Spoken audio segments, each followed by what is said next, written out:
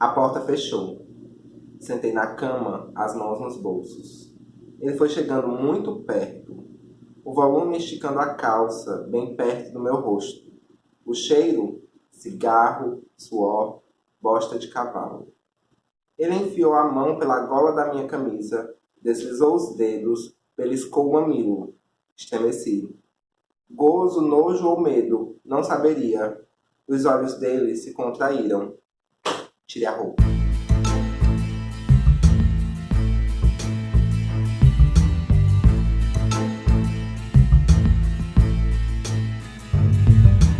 Olá, eu sou o Maílson do perfil Notas de um Observador e hoje, na reta final do projeto Clube do Conto Veda, eu trago para vocês uma conversa sobre o conto Sargento Garcia, do Caio Fernando Abreu.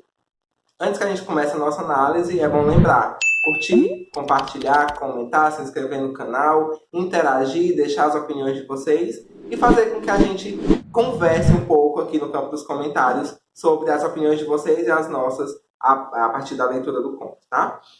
Para começar a nossa análise, eu queria só perguntar para vocês, né? Vocês leram Caio Fernando Abreu? Vocês conhecem Caio Fernando Abreu? Que obras do Caio Fernando Abreu vocês gostam? O que vocês acham dessa escrita dele? Porque, assim, o Caio Fernando Abreu sempre, nas conversas literárias, é associado a Clarice Lispector. E, diferente da minha experiência com Clarice, o Caio Fernando Abreu foi muito mais tranquilo de ler, foi muito mais, me tocou muito mais, acredito que mais pela temática do que pela escrita propriamente dita, né? Falando em Clarice, a gente analisou Felicidade Clandestina durante o projeto. Clica aqui no card para vocês conferirem um pouquinho do que a gente conversou sobre ele. Caio Fernando Abreu é um escritor brasileiro, nasceu no Rio Grande do Sul e, assim como a grande maioria dos escritores à sua época, teve um envolvimento muito forte com a escrita em jornais. Então ele começou a publicar muito cedo, começou a escrever muito cedo e começou a confrontar a sociedade que ele estava inserido muito cedo também. O Caio Fernando Abreu, para vocês terem uma consciência, né? A gente começar a pensar sobre a potência da escrita dele. Ele recebeu um prêmio União Brasileira de Escritores, o seu primeiro livro de contos publicado, né? O Inventário do Irremediável. A partir dessa primeira publicação, a gente já percebe a potência que ele tem, a força da escrita dele, e eu vou tentar trazer um pouquinho dessa riqueza que é a escrita do Caio Fernando Abreu para a discussão de hoje. O conto Sargento Garcia está dentro dessa coletânea de contos, né, Morangos Mofados, que é dividida em 3 partes. O Mofo, os Morangos e Morangos Mofados, que é o conto que dá título à coletânea. Só para explicar um pouquinho essa divisão, nos Morangos, né, que é onde o Sargento Garcia está inserido, a gente pode encontrar textos que falam sobre essa questão da juventude, de como a juventude vai se relacionando, e é possível a gente perceber as reflexões de cultura dentro dessa sociedade em que os contos estão inseridos. Então, é importante a gente entender essa divisão do livro de contos para a gente entender a função do Sargento Garcia dentro dessa coletânea. Sobre o Sargento Garcia, a gente vai ter uma história narrada em primeira pessoa desse jovem, o Hermes, que está no seu dia dentro do exército. Para nós que somos homens, é fácil a gente conseguir simpatizar. Sempre que a gente está entre os 17 e 18 anos, a gente tem que se alistar ao exército para conseguir a reservista, que é um documento que é obrigatório, enfim. E a gente tem esse jovem dentro desse exército, naquela inspeção, né, pelo sargento, e a gente tem esse jovem sendo confrontado por esse sargento, por essa figura forte, bruta, que representa o exército brasileiro como a gente conhece, né? Então a gente tem esse jovem sendo confrontado e ele contando um pouquinho sobre quem ele é. O sargento vai expondo ele, trazendo questões sobre ele como uma forma de ridicularizar a presença dele na frente dos outros homens, né? Dividido em 3 partes, o conto traz no primeiro momento esse momento dentro do exército, essa inspeção, essa ridicularização desse jovem, finalizando no momento que o jovem consegue sair, né? Ele não fica retido no exército, ele consegue a dispensa do exército e sai.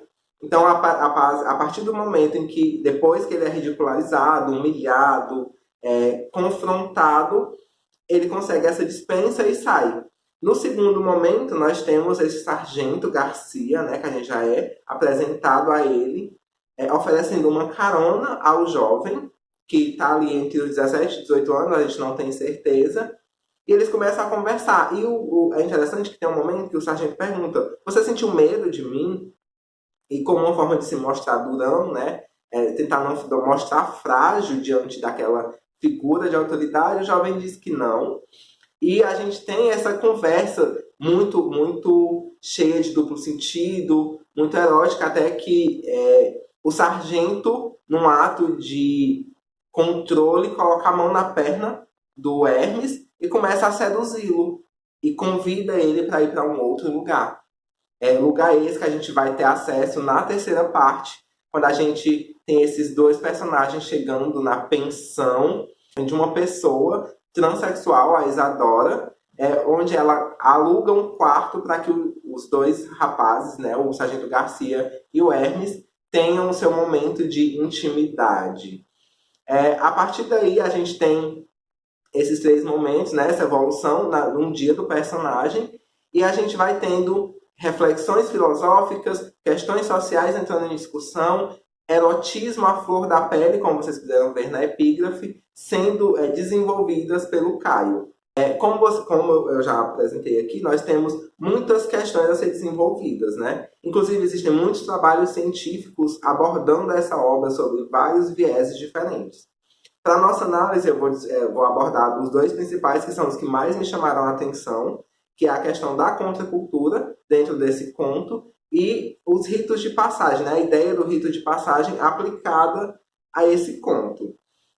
Existem outras que são mais claras do que essas que eu vou trazer, mas como elas são mais claras, já são trabalhadas com mais frequência, eu vou deixar para a gente discutir sobre elas no campo dos comentários, tá? Sobre a contracultura, eu já falei um pouquinho sobre ela no vídeo O Ventre Seco, do Raduan Nassar, e meio que, em outras palavras, no vídeo Os Homens que Descobriram Cadeiras Proibidas, que eu fiz com os meninos do Lidos e Curtidos. Mas só para tentar trazer de forma mais detalhada, o que é o movimento de contracultura? Nós temos um grupo de artistas, escritores, músicos, poetas, artistas plásticos, que produzem obras com o objetivo de confrontar aquilo que é socialmente construído.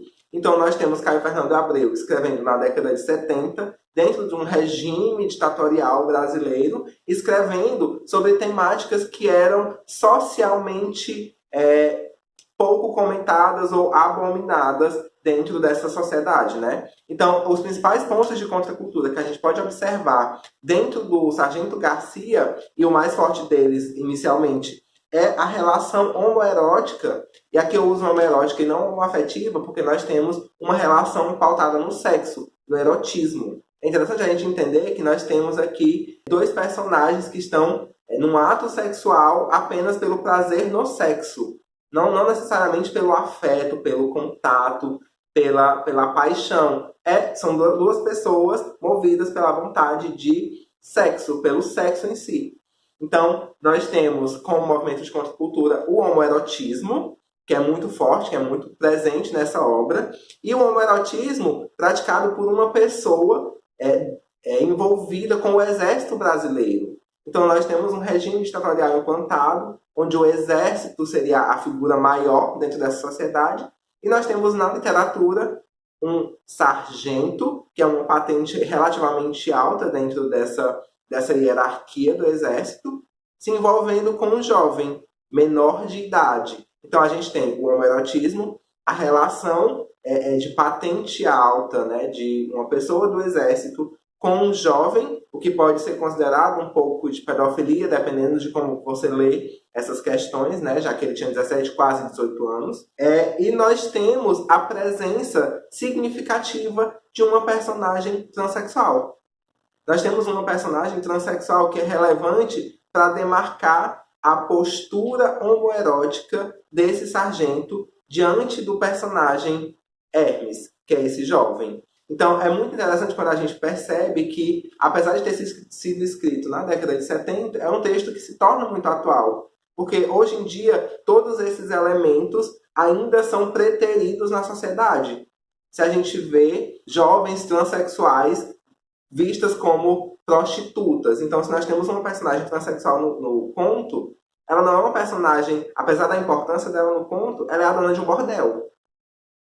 Então, nós temos essa personagem preterida, periférica na obra. Nós temos esse jovem se descobrindo, mas é um jovem que durante as perguntas que o sargento vai fazendo, não é um jovem que quer fazer medicina, direito ou qualquer um outro curso bem visto. É um jovem que quer fazer filosofia. Então, nós temos essas questões periféricas sendo abordadas dentro do conto. E é interessante a gente perceber que tudo isso é desenvolvido com uma base no erotismo, meio que para quebrar o peso da discussão, mas também para levantar essas questões dentro do sexo, que é uma coisa pautada, importante dentro da condição humana. Porque não tem como a gente pensar na condição humana sem sexo. E quando a gente pensa no homoerotismo, o sexo está antes das relações de gênero, antes das questões de gênero. O sexo faz parte da questão humana, e isso é muito bem delimitada, delineada no conto.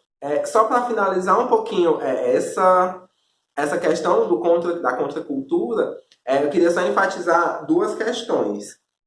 A primeira, nós temos esse personagem, né, dentro do exército, e nós temos elementos que vão trazendo para a gente questões sobre o período em que a história se passa. Dentro do exército tem um momento que o jovem se pergunta sobre se ele deve ou não ter medo, e ele olha ao redor na sala onde jovens nus estão, né, e ele percebe um quadro do Marechal Castelo Branco.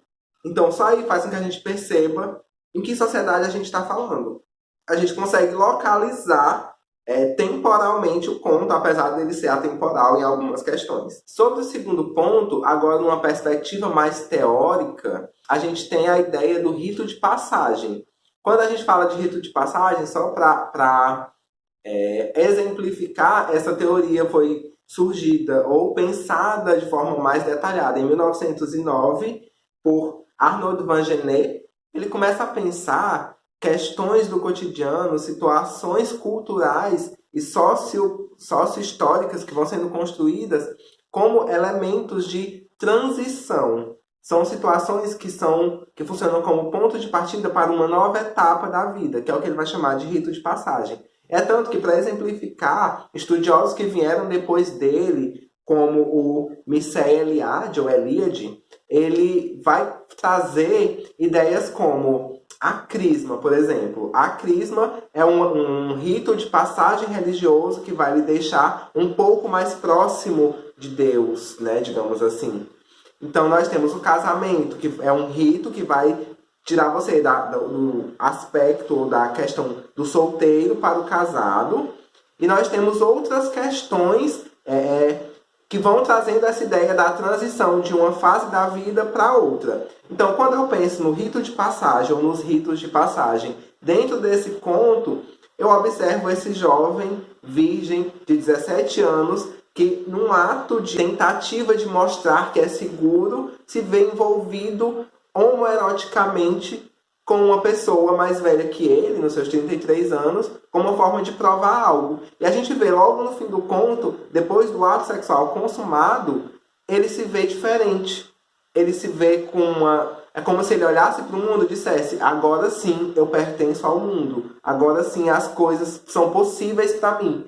É como se depois desse momento ele tivesse se transformado, tivesse acontecido um rito de passagem e ele se tornasse uma outra pessoa. Isso é facilmente visto nos contos do Caio Fernando Abreu. Todos os contos, tanto no Caio, e aqui eu abro um parêntese, como nos contos da Clarice. Ambos os escritores, eles têm uma ideia, uma escrita que é focada no epifânico. Então, a partir do momento X, eu me transformo em outra pessoa. Eu reflito sobre algo e me transformo. E essa transformação, esse epifânico, esse ato, pode ser pensado como um rito de passagem. Por exemplo, o próprio Clube do Conto Veda pode ser, para mim, ter funcionado como um rito de passagem. Pode ter me ajudado a me ver como uma pessoa que possivelmente tem ideias interessantes e que pode contribuir e ajudar a mim, no caso, a compartilhar as minhas ideias com outras pessoas. O projeto funcionou para mim para que eu me visse de uma outra forma a partir de um ponto X. Então, voltando para o conto, né? A gente pensa o rito de passagem como esse momento que o jovem se transformou num adulto. Um jovem de 17 anos passando para a fase adulta. E isso a partir de um ato, de um evento que a gente pontua como sexo. E para que esse vídeo não fique mais longo do que provavelmente ele já está, até porque quando a gente está gravando a gente perde um pouco essa noção do tempo, queria deixar três questões que são relevantes na escrita do Caio Fernando Abreu para a gente discutir nos comentários.